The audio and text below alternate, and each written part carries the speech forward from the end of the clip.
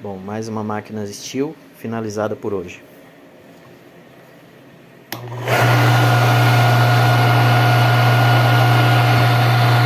Steel RE98.